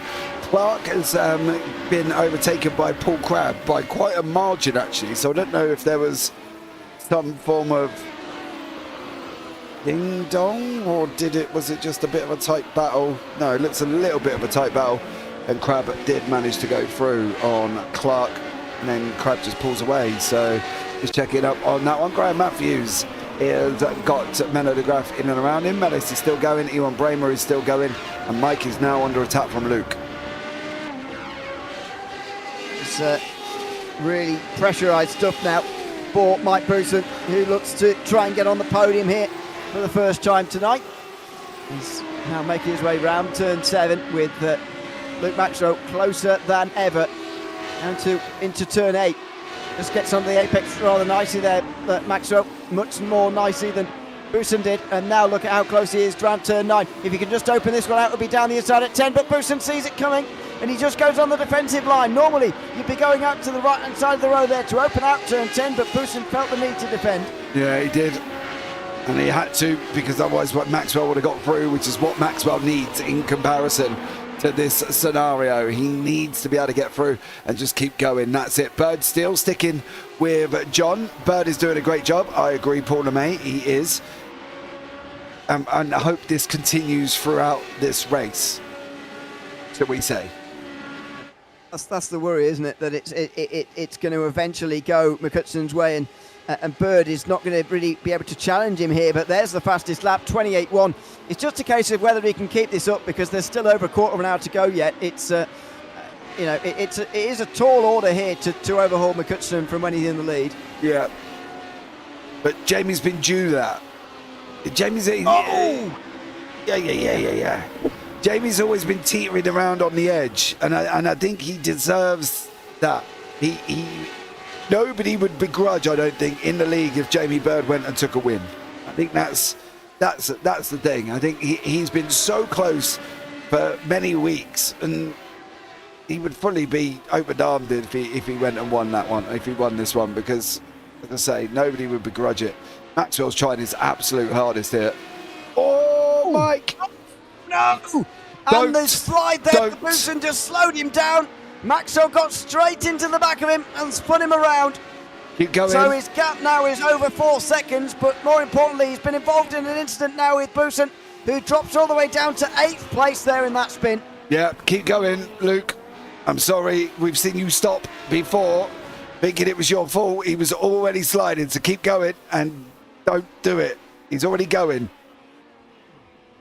He was already going. You can't get Luke. Luke he has this nice gentleman persona, and he races clean, and he doesn't like taking wins by incidents and accidents and stuff like this. And he'll stop for an incident, and you'll say to him, "That wasn't your fault, Luke." And he'll go, "Oh yeah, but I weren't sure. I weren't sure if it was or wasn't. So, I let him back past. That one wasn't your fault, Luke. So just now get on your bike, son, and go and see if you can catch up to the front two." He's got 4 seconds, mind you, and the fastest lap's coming out the front two, 28.05 for John McCutcheon. And it's looking even more difficult now for Bird to stay with him, to be honest. There he is, Jamie Bird, just in behind John McCutcheon. I would have thought in these first 10 minutes he would have at least tried to overtake him once, but so far he's not been able to do that. And now McCutcheon is starting to stretch his legs a little bit. I said earlier on it was always going to be a tall order to stay with him and stay up front, but this is exactly what I mean. It's starting to just slip away now, just less than 7 steps. He's not down and out by any means, but McCutcheon is really starting to apply pressure now and has got the biggest gap he's had all race now. Yeah, he's opened it up a little bit, hasn't he? Unfortunately for Bird, he's kind of stretched them Scottish legs. He's loosened off the kilt, and on goes John McCutcheon. But Bird, I don't think it's going to give up. I think it will just keep putting him under pressure, coming through that final corner, looking for that run down into turn number 1, and it'll just keep plugging away. All the while that this is going on, Maxwell was closed about a tenth and a bit, but he's still 4 seconds back at this moment in time. But he sets his fastest lap of the race as well, a 28.11. So great job from from Luke Maxwell there, but he's got 3.9 seconds to overhaul. Yep, it's a big margin. Poussin, by the way, has come out behind Menno de Graaf, who is in 7th place. It's another close battle going on the circuit of the note, although as I say that, Poussin's gap balloons for a moment. I think he was just taking different lines through the corners. They're stabilising about 6 tenths of a second apart. And we'll see what Poussin can do and recover, but we're over halfway in the race, first of all. But second of all, his rear tyres are probably burning a little bit right now, and there's some understeer as well through turn 7. He might well struggle to get those tyres back underneath him again in this race. And they're very similar pace. Very, very similar pace, because of the fact that they were battling away, weren't they? I think in race 1 or 2, they were going at each other, Menno and Bike. So they're very similar on pace. So this is going to be a very, very interesting scenario here. And whether or not Mike's going to be able to get through. It's very tough racing people in and around you that are doing the same kind of lap speed as you. So, yeah, we'll keep an eye on this, because the gap has started spreading out a little bit up front. LeMay's got Crab closing in, but Buson has managed to close that gap over Menno. Another fastest lap of the race there from John McCutcheon, although it's immediately taken by Luke Maxwell, who maybe is closing in just a little bit here, but he does need a real big closing here to get involved in the battle for the lead. I reckon we could be halfway in terms of laps now, so it's not impossible, I suppose. He's lost that amount of time in half the race. I suppose he could gain it in that amount of time as well. Yeah. As he now, as we focus on the battle for 7th, that's the lock up from Menno de Graaf. I feel like he's done that for quite a lot, but he runs around the top on a better line, and Poussin there has gone too shallow. Yeah, he still can't get. This is the thing. They still can't get that outer line to kind of work for them, which seems very bizarre. But he didn't get it working. Menno ran in, big puffs of smoke coming out. Poussin then ran the bottom line and couldn't get through. And now we've got Crab and LeMay. They're all like, oh back. A cut back. Go on, son. On your bro. Oh, wow. Oh. Michael squeezing. Oh, and again. Dearie me. The two of them getting into each other twice. As Paul Crab looks to get 4th place here. What a great drive this is, by the way, from Crab, who's come right from the back couple of rows of the grid here to suddenly get 4th place. That's a fantastic drive from Paul Crab, who does get through a Michael LeMay in a pass there that was, looking more like an accident at stages there, but he's got it, and he's up to 4th, ahead of Michael LeMay. Yeah, great battle there. Mike again getting his elbows out. He's He's not fearful. He's not fearful of having a go when he needs to. But he's very calculated, is Michael. He won't sit there and he'll do a defence like we've seen like tonight, and he'll have a go. And then if he think he can win it, he'll carry on defending it. But then like that, he had a slap at his heels, you know, squeezing Paul Crabb. And then once Crabb had got through, Michael kind of went, yeah, done now. And off Crabb went. So, you know, he puts up the fight. But then when the fight is over, he knows when he's beaten, does Michael LeMay. He don't do anything stupid and start diving up the inside of him. Well, there's less than 10 minutes to go now to resolve these battles. Buesson is still on the back of De Graaf, and while that was all going on, Paul Clark has been closing in with those two as well. So from 4th place right the way down to 8th, it's pretty close in the field at the moment. Out of turn 10 they come now. Mike Buesson into the slipstream again, but this is a familiar story now from the last few minutes, and there's a mistake. Well, he's got away with it, actually. I thought he was going to undo quite a few laps work there, but actually Buesson's got away with that line. Yeah, he did. You can take that line. There's been a couple of people that have taken it. The only ones that obviously have struggled are the people that have gone out wide and then unfortunately hit the gravel on the outside and gone round. So the option is to take that line, and it doesn't really slow you down. You only are hitting the inside gravel, but you've got the depth for the gravel as well that now has come in. It's been in for quite a while, hasn't it, since the grass depth and the gravel depth was improved here within iRacing. So it didn't slow him down too much. There's Menno again. And the problem is Menno, they say that car might not work on that line, but Menno's kind of making it work. Yes, he spits up smoke and is probably scrubbing the bottom or doing something, but it seems to work for him, where Mike's not learning from that, and it doesn't work. His line isn't working. Yep, it's going to be ongoing, I reckon, for the remaining 8 minutes of this race to just see who they can, who's going to prevail in this battle. Clark closes in on LeMay meanwhile, and if they fight away, then maybe these two will get closer to them as well. But it's very congested at this part of the order. LeMay, you can see, is looking in his mirrors already and trying to keep Paul Clark behind him. And at the moment, he's got him at arm's length. They're in 5th place.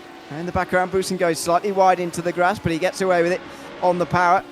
Gap's come down. Still, sorry to interrupt. Far behind. There's the gap.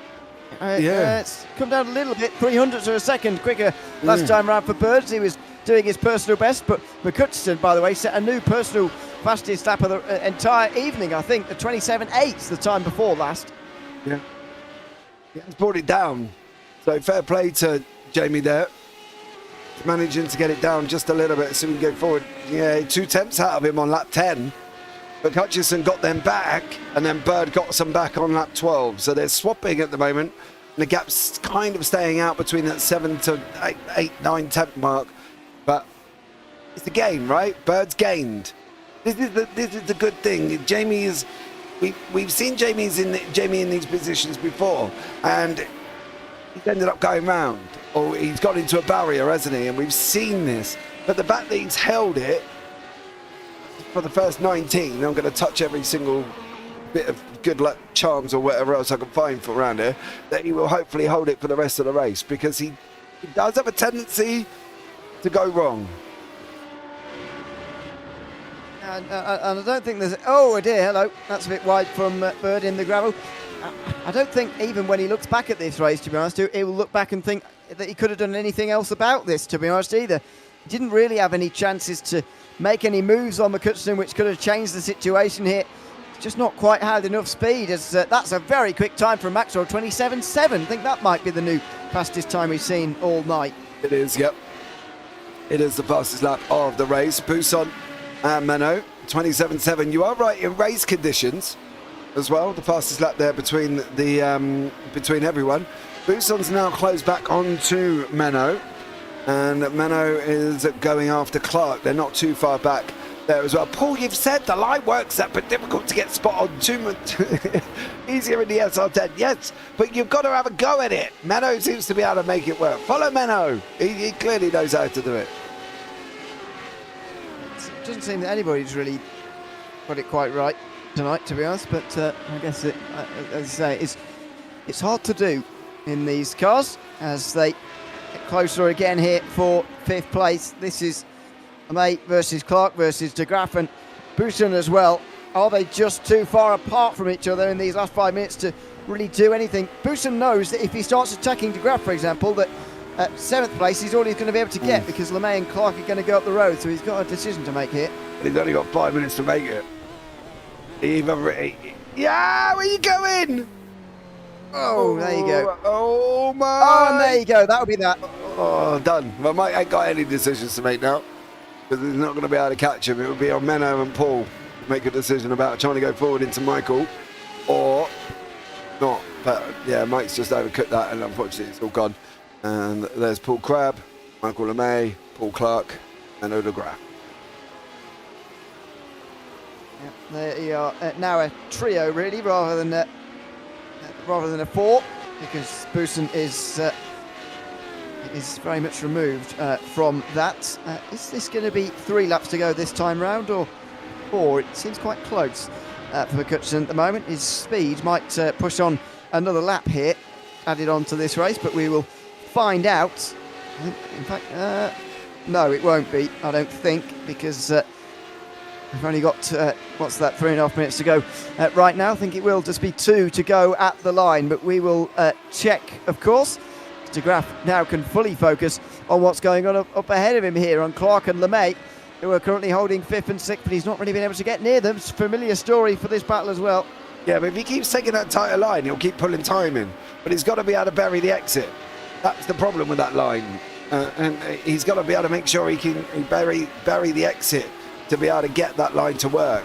At the moment he didn't, but he has got that gap down to 6/10, so Mene can kind of see how the driver line is so deep in that turn, because all of the debris that they're spitting on is just closing their driver line up going through that top final couple of corners.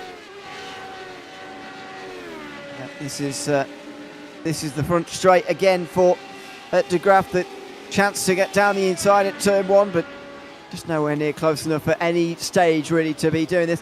Luke Maxwell, by the way, is only 2.5 seconds or so behind Jamie Bird. I'm not suggesting that is the battle that's going to re-emerge, but just shows you the speed that he's had and the disappointment he'll have that his first race went so wrong.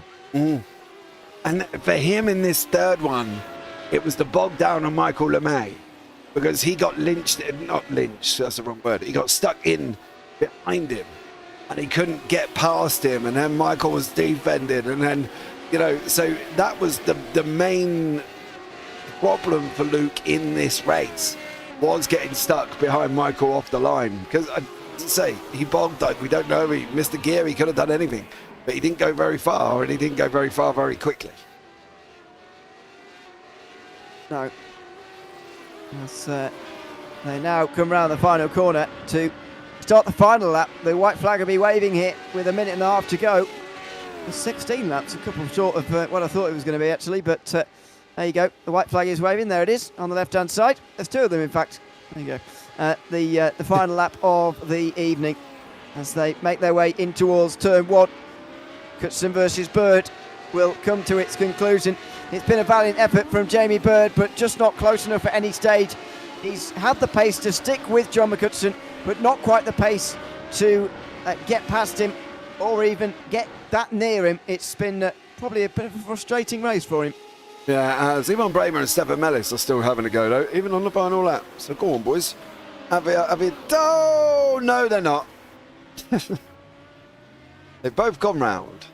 Stefan Mellis there and Ewan Bramer. They were having a good race right up until that moment. Stefan moves over and lets Ewan go through. So that battle's kind of heated out at the same time. Let's go back up front as John McCutcheon now comes around box 10 before he goes into Hans-Herd box for the final time this evening here. It's been a race of pressure for him. Jamie Bird pushing him all the way, but he has looked comfortable. Looked like he was never going to make any mistake in any of the 3 races here today. He's taken a big points haul home with him as well, with 3 podiums. Out of the final corner, race 3 is going to go to John McCutcheon here at Zandvoort. That is a very, very impressive evening indeed, as John McHutchison extends his lead at the front of the Radical SR8 Championship with a victory over Jamie Bird by 8 attempts and just 3.4 or so, 3.5 over Luke Maxwell, who did catch those two throughout that race. Didn't get close enough though, as Menno de Graaf can't quite get past LeMay or Clark. Similar story back here either, he couldn't quite get close enough. Yeah, Ewan Bramer did end up pulling away from Stefan Mendes. Graham Matthews has quite a productive night tonight. Fair play, Graham. And Finley comes over the line in ninth. Boost on there. Ooh, block of smoke. Oh. Alice will be the final run. Fair play to all of these guys. Good job. And here are the results for race. John McHutchison wins the race by 8 attempts ahead of Jamie Bird, with Luke Maxwell joining them on the podium. Bit of a gap back to Paul Crabb, but he gained lots of places throughout that one to finish fourth, ahead of Michael LeMay, who held off Paul Clark and Menno de Graaf. Mike Booston's spin late on confirmed his 8th place finish ahead of Graham Matthew, which you say was pretty good tonight. Ewan Bramer loses more ground in the championship, unfortunately finishing down in 10th, ahead of Stefan Mendes, who finishes in 11th. So that is that for the 3 races this evening. I mean, kind of what we expected from Zandvoort. A little bit difficult to overtake at times, and John McHutchison very, very strong as always. Yeah, I don't really know what people are going to have to do now. There's another drop round after next week at Watkins Glen will be applied. So we'll see. And of course, don't forget it's 60 for the win going into Le Mans. So there's a chance there because there's a big old points haul, but we'll have to see on that one. Harry, no, he obviously didn't spin. Sorry, Harry, I've only just got to your message a little bit late there as well. But well done, John McHutchison. Great job for him. And he's just appeared in the interview room for you. Yeah, we'll have a chat with him. Welcome, John. Good to have you with us. How was that last race in particular with Jamie Bird chasing you down all the way? Were you confident you were going to hang on? Yeah, he never gave me a break the whole race. Good pace from him. Just if you keep it on the track, it's difficult to pass. It's the same everywhere, but there was a few chances to pass tonight. I liked one of my passes tonight. Really good. Yeah, you say it's difficult to pass, but you did make quite a few of them in both reverse grids. You were chucked back to a lower grid position from where you finished the previous race. How were you able to make moves, especially early on in the races? Just at the start of the races, you've just got to play it smart, get a good start and try and avoid any trouble. Best place to make places up. And in the championship, you move further ahead now. How are you feeling about the last few rounds? Confident, so I like this car. Always good in it, quite consistent. But there's a fast guy. Me and Luke were talking about it earlier. It's a really competitive league. There's been 4 or 5 different winners, maybe even more. So all the guys are quick. It's really, really good. Absolutely. Well, before we let you go, is there anyone you'd like to give a shout out to, as always? A shout out to that pesky Luke for getting the 3 fastest laps tonight. Just couldn't get it that last race there. I thought I had him, but he pipped me again. So shout out to him. I didn't realise he managed all 3. Oh, well, fair enough. Yeah. There you go. Well, at least you've taken the more points for finishing position, I suppose. Congratulations on being, I think, the only driver to finish on the podium 3 times in all 3 races. And thanks for chatting to us as well. Thanks, Ewan. No problem. Thanks very much. John McHutchison there, the winner of 2 races tonight. Luke Maxwell was the winner of just the 1, and he joins us now as well. Welcome in, Luke. Good to have you with us. You couldn't quite chase down the front 2 in that final race, and you had a fairly lonely one in the second race by the looks of things. But are you still thinking back to that first race and wondering what could have been if you hadn't maybe have made that spin?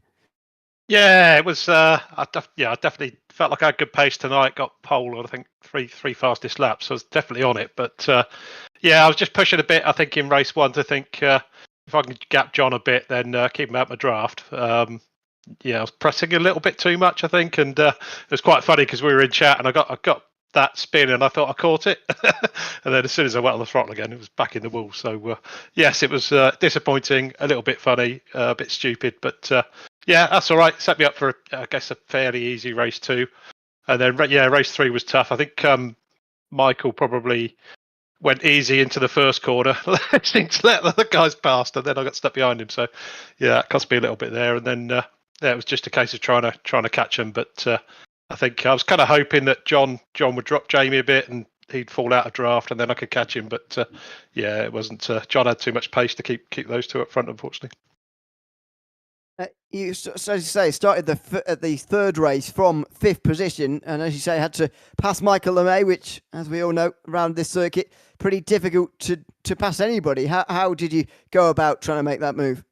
Well, I think certainly first few laps, I was just thinking, well, wait for the tyres to come in. He's definitely not slow. He was keeping in the draft of the guys in front, so I thought I'll hold tight for now and then let the tyres come in. But by the time I kind of did make the move and then got stuck a bit behind Mike Bousson. It's pretty tricky in the draft when you're up close trying to follow. So just let John and I think when Mike span, I don't know if it cost me a tiny bit, but I think when I checked back, the guys were like 4+ seconds ahead. So it was always going to be a tough ask at that point. But I really enjoyed it. Great track, great racing, and quite close at the top. So it's all good. Absolutely. Is there anyone you'd like to give a shout out to before we let you go? Give a shout out to you guys. Yeah, doing a good broadcast as usual. I'll probably go and watch it back now. All right. Well, hopefully you enjoy. Thanks for coming to I was actually quite nice as well, Luke, to you for spinning, by the way, just to let you know. I was not like usual then. No, I was being very diplomatic this evening. Very diplomatic. Oh, good stuff. We'll yeah, I don't know what to say off the back of that. I'll just say thanks for coming to chat to us, and hopefully we'll see you next week. Yeah, cheers, guys. Ta-da. Cheers, thanks very much. Luke Maxwell there, winner of middle race 2 here tonight. JP Bird was chasing down John McCutcheon throughout that final race and other stuff as well. We welcome him now into the booth as well. Welcome in, Jamie. Congratulations on second in race 3 especially. I think that was a very impressive drive, even though there wasn't much overtaking going on between the two of you towards the end. You kept pace with John McCutcheon pretty closely. How do you feel after that one? Yeah, thanks, Ewan. A little bit of luck to be able to stay in John's draft. Wasn't quite as quick as John, and definitely not as quick as Luke. But I think if I'd have lost John's draft, then Luke would have been on the back of me. But yeah, I could see where John was maybe slower into Tarzan, but the rest of the lap, he was at least as good at me, if not better. But good fun anyway. Absolutely. How did you find this circuit when you were back in the pack? Because in race 1, you spun around and had to redo some of those overtakes. Yeah, it's really hard to overtake, and when you got guys like Michael LeMay, Michael's not slow, Stefan's not slow, Paul Clark's not slow. It's the draft seemed a bit weaker here than it has at other races, other circuits. But so yeah, it was difficult, but it was good fun. We think we all raced clean, and yeah, it was a good fight with Stefan at the end of race 1 as well. It was clean up and down the field for the most part as well. Is there anyone you'd like to go shout out to before we let you go? Just you guys. You always do a great broadcast, and yeah, it's good to watch you back every week and see the professionalism. Cheers. Well, thanks very much. Congratulations on finishing second, especially in the final race here tonight, and thanks for chatting to us as well. Nice one. Thanks, Ewan. Thanks very much, Jamie Bird there on the podium at the very end, and possibly doing himself a bit of a disservice by telling us he got a bit lucky by staying in the draft. I think he did better than he's giving himself credit for. But anyway, that is it for round 7 here at Zandvoort. As I say, what we kind of expect from this circuit, really, James, the main fault that comes from those interviews is that it was difficult to overtake when those guys found themselves in the pack. Yeah, we said it was going to be. It seems a very, very difficult circuit there at the same time. So, Harry, I said excuse me because I'm not quite sure if you heard it, but I actually sneezed and forgot to mute my mic. So if that pops up halfway through an interview, I do apologise on that one. If you watch it back, because I'm sneezing. I didn't hear it. So well, there you go. That's good. I think we got away with it.